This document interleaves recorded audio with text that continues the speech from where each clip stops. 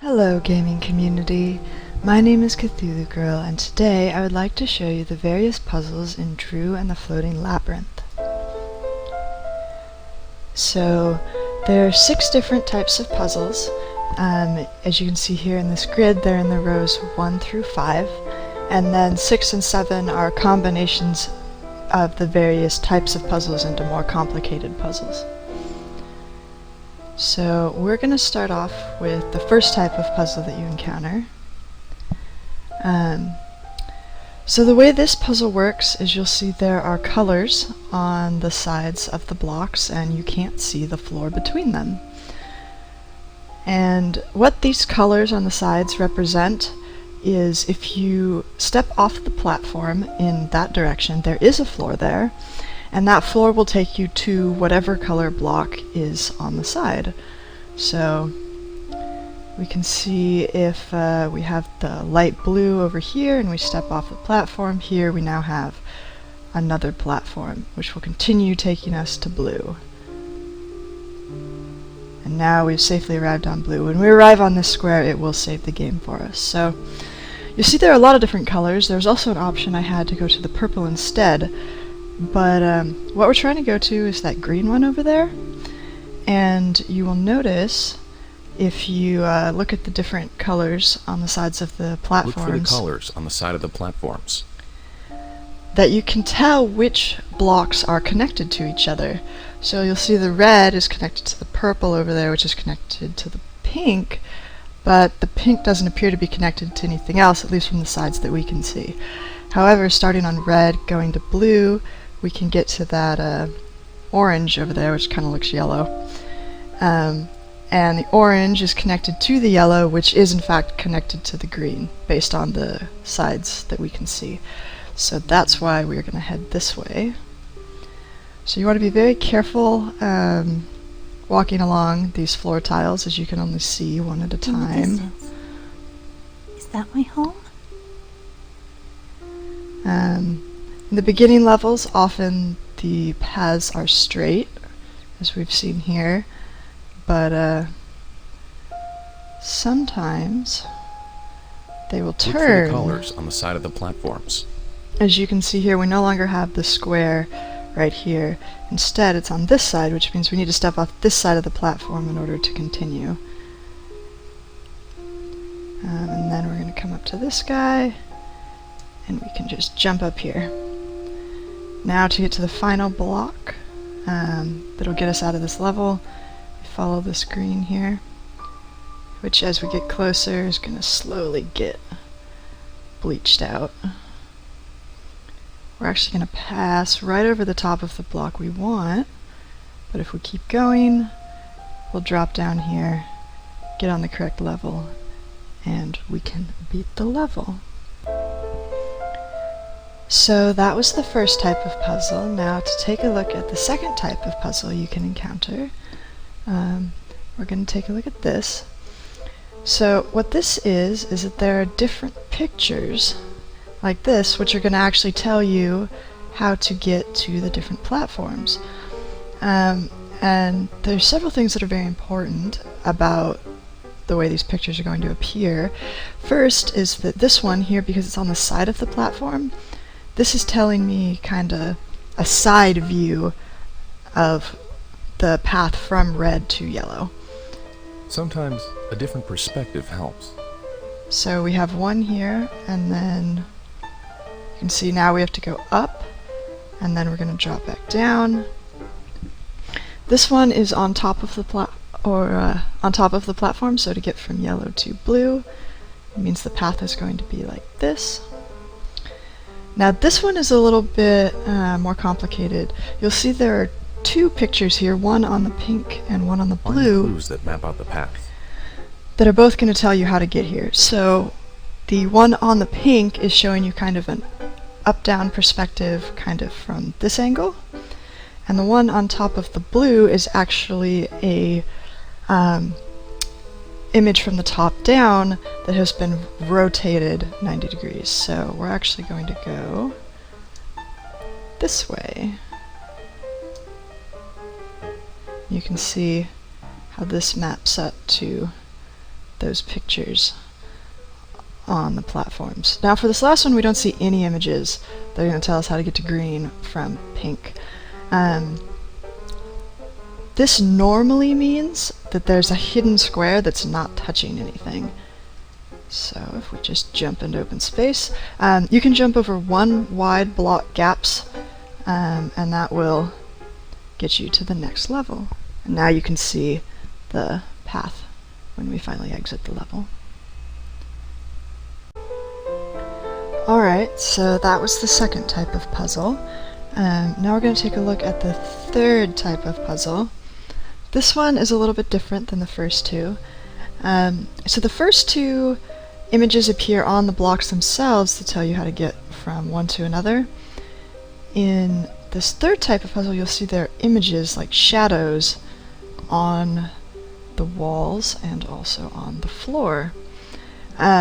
These are essentially a casting of the 3D image that we are standing on into a 2D image, just like a shadow onto a wall or a floor.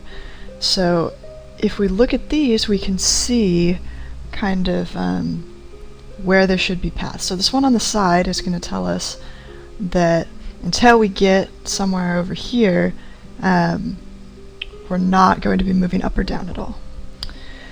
This one over here is going to tell us that we're not going to be moving side to side as long as we're on this bottom level.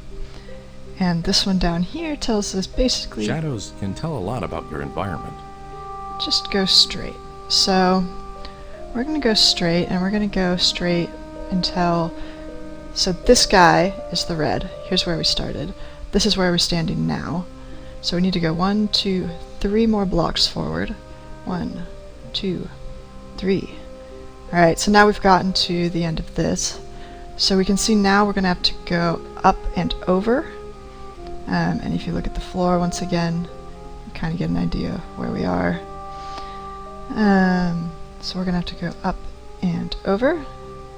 And then up and over. And one last time. Oh, I fell off.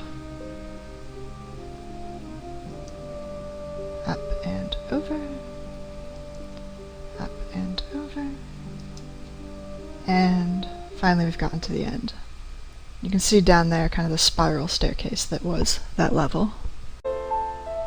So that was the third type of puzzle. Now we're going to look at the fourth type of puzzle.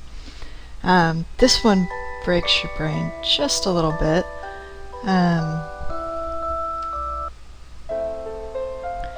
So that was the third type of puzzle.